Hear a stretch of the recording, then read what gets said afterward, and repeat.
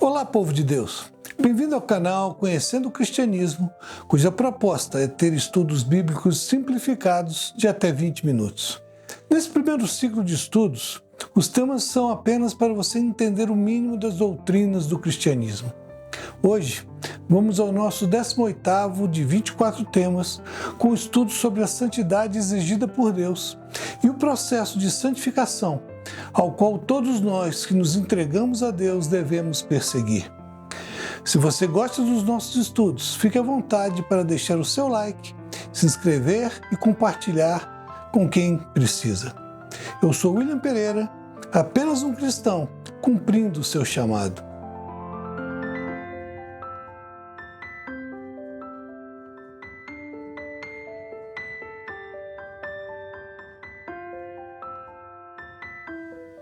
Em todas as religiões do mundo, existe um elemento comum que podemos classificar como a forma de aperfeiçoamento para ser uma pessoa melhor. Cada uma dá um nome a esse processo. Para uma, você só estará perfeito quando chegar ao Nirvana. Em outra, você precisa unificar os seus chakras.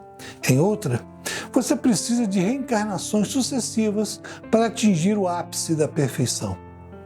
Em outra ainda, você precisa dar muitas esmolas, seguir fielmente os preceitos da religião e, mesmo assim, se você vai alcançar o paraíso, vai depender do bom humor do Deus dessa religião.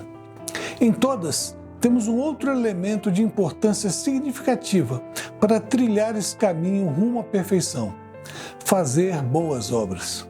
Quando estudarmos os aspectos comparativos das maiores religiões do mundo, no segundo ciclo de estudos, veremos com mais detalhes todas as características e confissões de fé dessas religiões.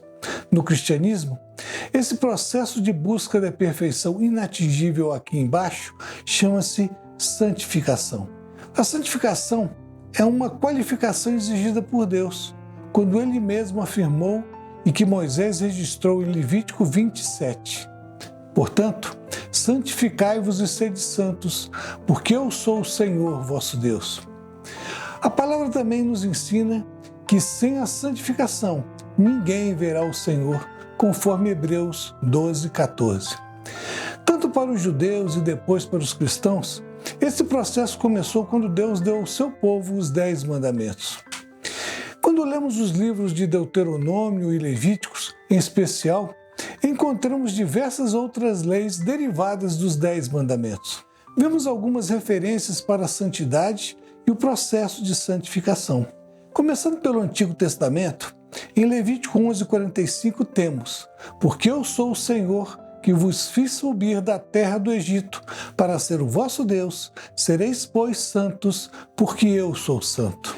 Em Levítico 27, que já mencionamos, nos diz: portanto, santificai-vos e sede santos, pois eu sou o Senhor vosso Deus. Em Números 15:40, nos é recomendado: para que vos lembrais de todos os meus mandamentos e os observeis, e sejais santos para com o vosso Deus.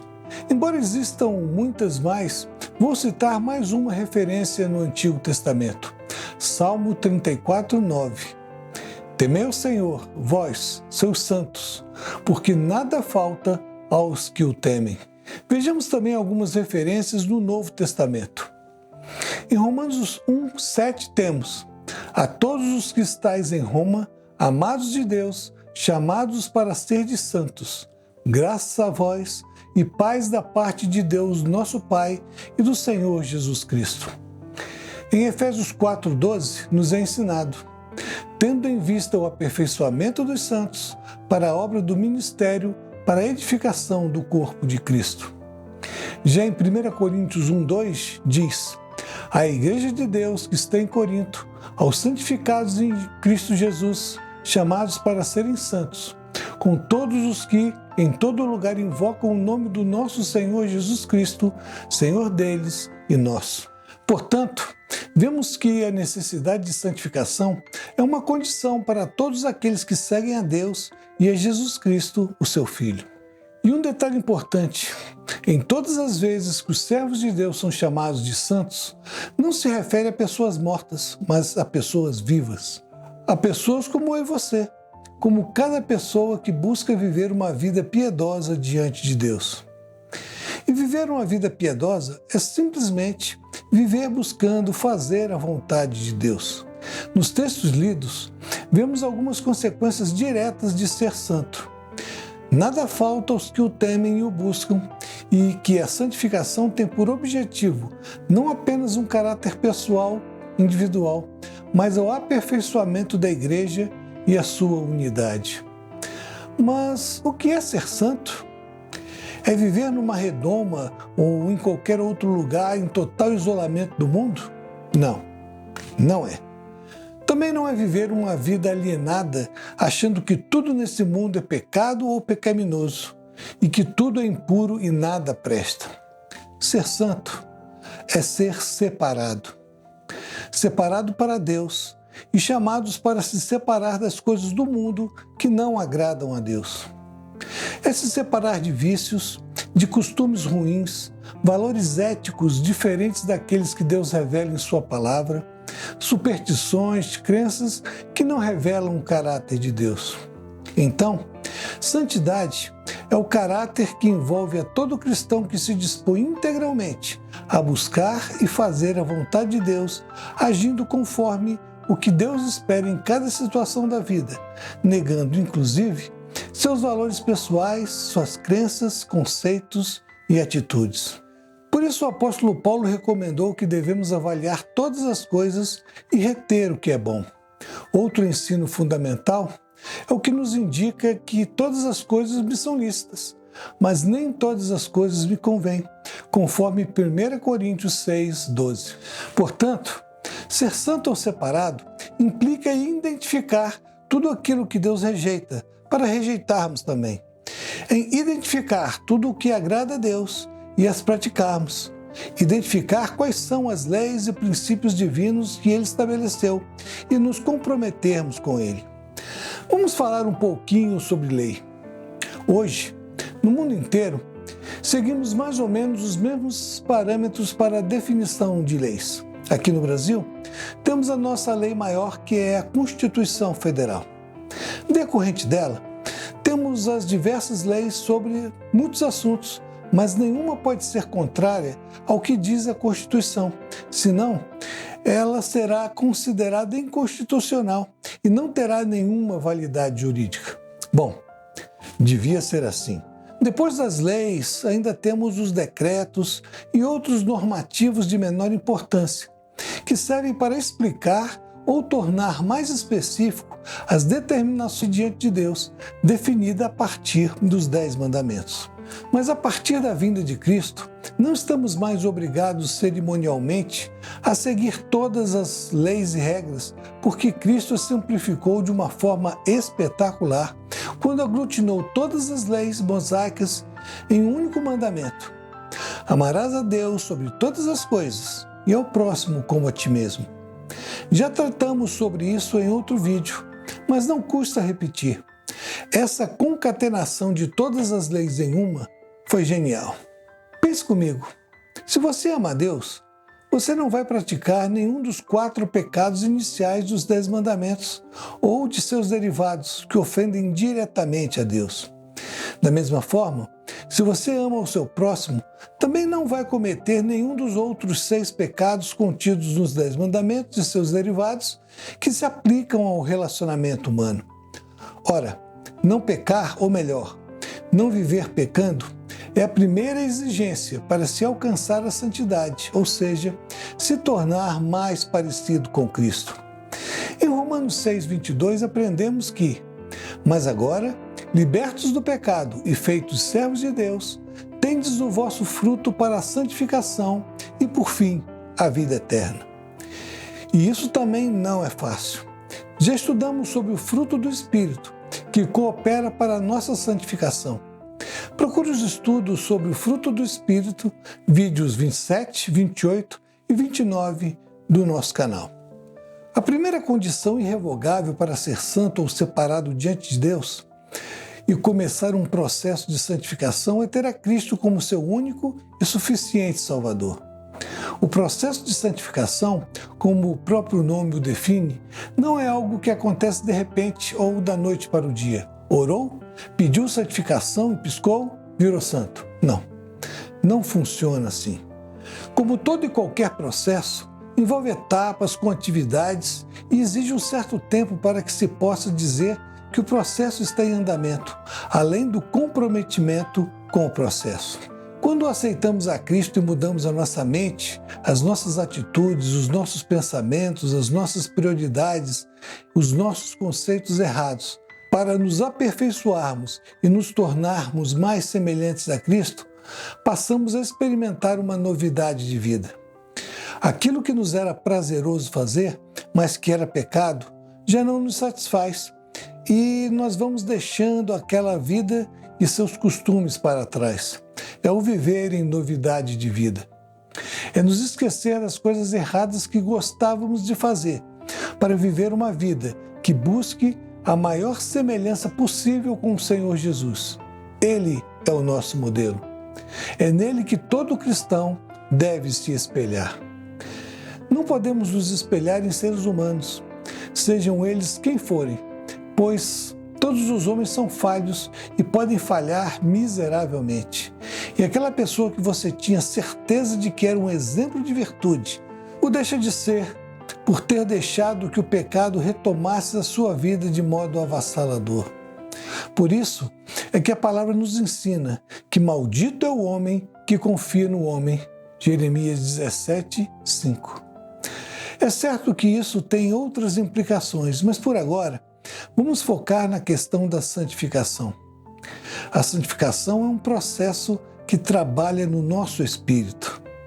A santificação é do espírito de cada um de nós, como aprendemos em 2 Tessalonicenses 2,13, que nos diz: mas nós devemos sempre dar graças a Deus por vós, irmãos amados do Senhor, porque Deus vos escolheu desde o princípio para a santificação do Espírito e a fé na verdade.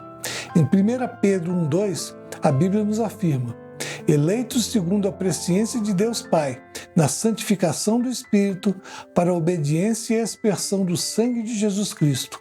Graça e paz vos sejam multiplicadas. Então, vemos que é o nosso espírito que é santificado diante de Deus, mas, por via de consequência, a santificação alcança o nosso corpo de forma que não mais podemos usá-lo para ser instrumentos para pecar, para satisfazer os nossos desejos imorais e, assim, os nossos comportamentos, nossos conceitos, nossos ideais têm que se tornar puros diante de Deus, refletindo a santificação do nosso espírito. Em 1 Pedro 1, 15 e 16 está escrito: mas como é santo aquele que vos chamou, sede vós também santos em todo o vosso procedimento. Porquanto está escrito: sereis santos, porque eu sou santo. Santificação é um processo diário e contínuo que eu e você devemos perseguir. Vivemos em um mundo cada vez mais obsceno, mais materialista, mais relativista e mais distante das coisas de Deus, dos princípios e valores de Deus que são imutáveis, ainda que o homem tente relativizá-los. Vemos muitas coisas que Deus, em sua palavra, definiu como pecado. Pecados tão ofensivos à santidade de Deus, mas homens, aprovando leis iníquas, os tornaram coisas normais, naturais e corriqueiras e deixaram de ser pecados na sua mente e até na sociedade. O problema é que Deus não vai julgar os homens com base nas leis humanas e distorcidas que fizeram para poderem viver de forma errática e promíscua, ignorando os princípios eternos do Senhor. Ele vai julgar todos esses pela sua palavra, tanto os que fizeram as leis iníquas, quanto quem as usa para defender coisas contrárias aos princípios de Deus. E assim, vai condenar ao inferno todos os que viveram pelas leis humanas, que desprezaram a sua palavra e não se arrependeram a tempo. E só o arrependimento sincero diante de Deus, e antes que venha a morte, pode resgatar a alma do inferno, pois depois da morte, o destino de cada um está irremediavelmente selado. Todos os dias somos bombardeados por imagens, músicas, uma mídia corrompida com notícias deturpadas, enviesadas e falsas, mas transmitidas para enganar os incautos e os ignorantes, e tantas outras coisas que são contrárias aos princípios e valores estabelecidos por Deus. Precisamos conhecer a vontade de Deus e estar conscientes de quais são os valores estabelecidos por Deus, para termos discernimento para separar o certo do errado, a verdade do que só parece verdade, mas não é. O mundo tenta emplacar diversos conceitos relativistas de que a dualidade de certo e errado não mais existe. Tudo é relativo e depende de outros fatores que não apenas a lei. Segundo o pensamento relativista, o certo e o errado está na mente de cada um, nos conceitos de cada um, nas crenças de cada um. Ora, é óbvio que é por isso que esse mundo está uma bagunça, pois todos estão certos e os errados são os que não concordam que os certos estão certos, pois acham que estão errados ou que os errados estão errados, porque obviamente estão certos. É uma baita confusão.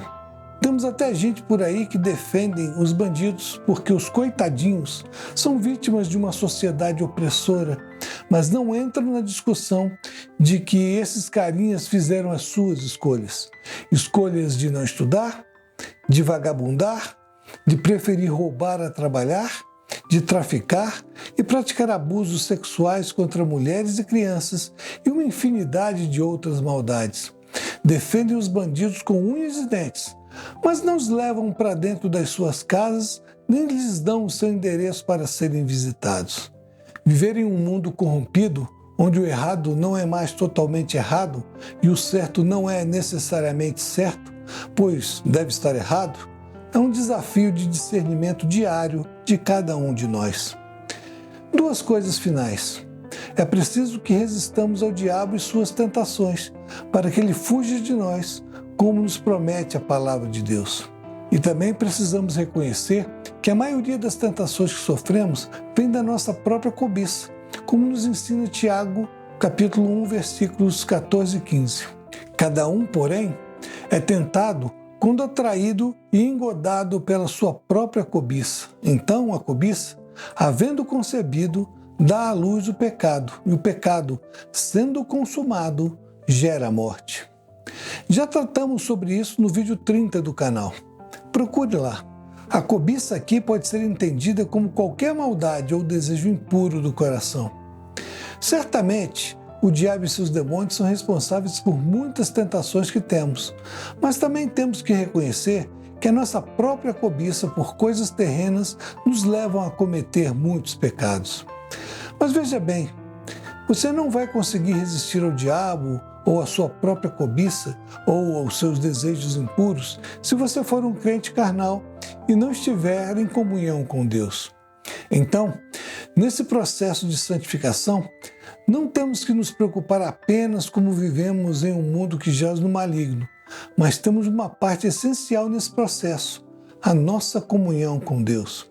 Então, para nos santificar e tendo por base os textos bíblicos já apresentados e de modo bem prático, o que devemos fazer depois que já entregamos a nossa vida ao senhorio de Cristo para vivermos em um processo de santificação contínua? Algumas dicas. Primeira dica: viver em novidade de vida, ou seja, viver de acordo com os princípios divinos e não com os princípios que você julgava certos. É aplicar a palavra de Deus e seus princípios divinos, entendendo-os como literais, não sujeitos a interpretações humanas que tentam distorcer as verdades para um conceito politicamente correto. Segunda dica: resistir ao diabo. Isso significa que você deve dar ouvido à voz do Espírito quando estiver diante de uma tentação e aproveitar a forma de escape que te está sendo indicada, porque o Espírito sempre vai te indicar que aquilo que atenta à sua natureza carnal é certo ou errado, e você deverá escolher entre continuar ou não. Também não se esqueça do exemplo de José, do Egito. Fugir do pecado também é uma forma de resistir. Terceira dica: abandonar os pecados que nascem da sua própria cobiça.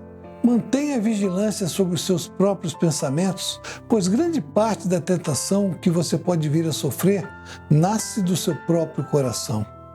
Quarta dica: buscar a Deus no estudo da palavra e na oração, para termos mais intimidade com Deus, como estudamos no vídeo anterior. E isso demanda tempo, controle e disciplina. Quinta dica: mantenha sua mente em coisas do alto, em coisas relevantes e que são boas e louváveis. O processo de santificação só vai te levar à santidade quando você abandonar as práticas maléficas que estão presentes na sua vida. Viver em novidade de vida implica em abandonar velhos hábitos como a incredulidade, a pornografia, a sexualidade transviada, o adultério, o pensamento obsceno, corrupto e corrompido, a linguagem obscena e maldizente ou qualquer outra maldade intencional contra qualquer pessoa. Viver em novidade de vida implica em pensar nas coisas do alto, amar a Deus acima de todas as coisas e ao próximo como a você mesmo, e se preparar aqui na terra como você vai viver no céu. No nosso e-book Cristianismo para o século XXI, que estará disponível na Amazon, há muito mais sobre esse e todos os outros temas que já estudamos, que por causa do tempo limitado aqui, não é possível abordar tudo o que é necessário. Se desejar, deixe o seu like e inscreva-se no canal. Compartilhe o vídeo para outras pessoas e ative o sininho das notificações. Nos vemos no próximo vídeo, quando vamos estudar sobre o céu e o inferno. Vai ser dureza, mas não perca. Deus te abençoe, abençoe toda a sua família. Um grande abraço.